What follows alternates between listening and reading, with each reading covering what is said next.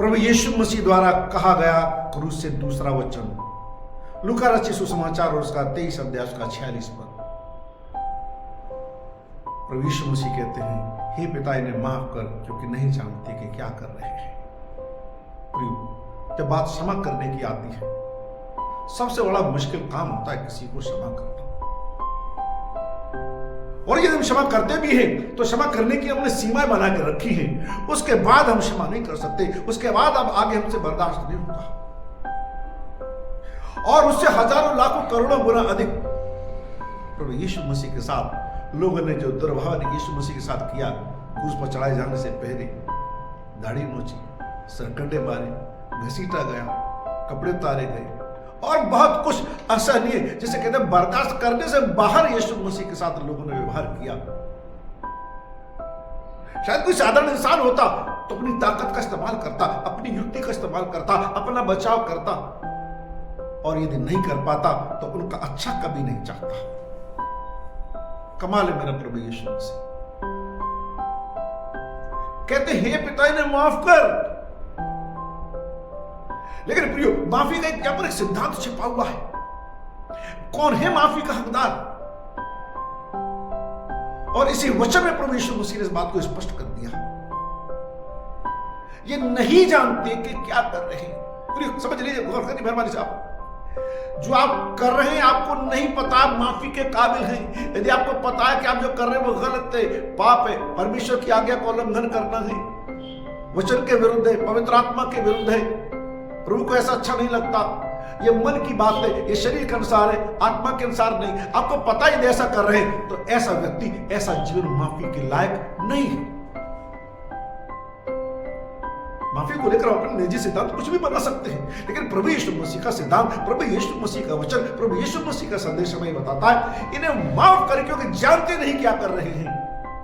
वाकई में वो नहीं पहचान पाए थे कि यही मसीहा है, वो नहीं पहचान पाए थे कि हमारा उद्धार करता है, वो नहीं समझ पाए थे कि यही हमारे लिए जीवन देने के लिए आया।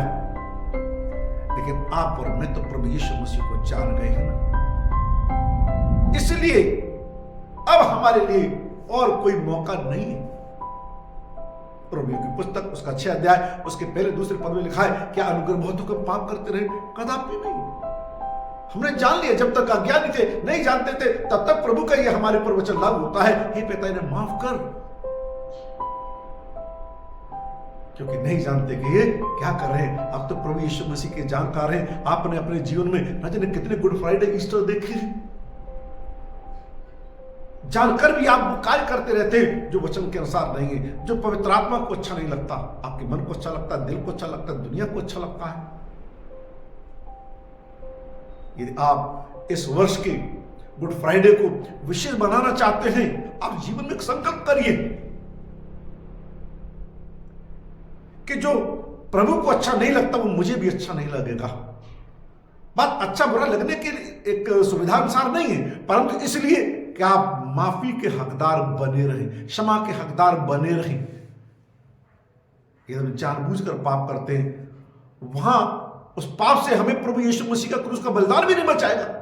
मतलब ये नहीं कि बचाने में सक्षम नहीं है, बात है कि आप वो दोषी हैं जिसके लिए आप उसके अनुग्रह और क्षमा प्राप्त करने के लायक नहीं।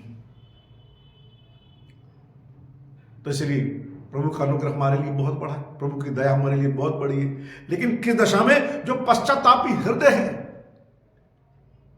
आपको पता है वो डाकू जिसने न जाने कितने अपराध किए थे, लेकिन उसने पश्चाताप कर लिया, हम तो अपने किए की सजा पा रहे हैं, हम इससे योग्य नहीं। प्रभु यीशु मसीह ने उसे क्षमा कर दिया, उसने तमाम उसके कामों का ब्यौरा नहीं लिया, पूछा नहीं कुछ। तो इसीलिए आप भी जानते हैं, अगर वचन के आप अनुभवी, एक अच्छा विश्वास करने वाले, मेरा प्रभु केवल एक चीज से घृणा करता है, पाप से और पाप के कारण से। इसलिए पाप से दूर रहें, क्योंकि प्रभु यीशु मसीह बार बार इस दुनिया में नहीं आएंगे कि हमारे लिए क्रूस पर चढ़ाया जाए और हम पाप करते रहे और क्रूस पर चढ़ाए जाए। प्रभु यीशु मसीह का एक बार का बलिदान ही हमारे लिए उद्धार के लिए पर्याप्त है। जो एक बार के बलिदान को प्रभु यीशु मसीह के बलिदान को अपने जीवन में बहुमूल्य रूप से नहीं समझ पाया, हजारों बार के बलिदान उनके लिए व्यर्थ हो जाएंगे। इसलिए प्रभु यीशु मसीह कहते हैं, हे पिता इन्हें माफ कर, क्योंकि नहीं जानते क्या कर रहे हैं। ये बात न केवल हमारे और प्रभु के बीच में, परंतु हम जिनको क्षमा करते हैं बहुत से लोग किसी बेचारे से कुछ हो गया, हमें माफ कर देना चाहिए, क्योंकि बात हमने किसी और से नहीं, हमने प्रभु से सीखी है। प्रभु आपको इस वचन के द्वारा बहुत ऐसे आशीष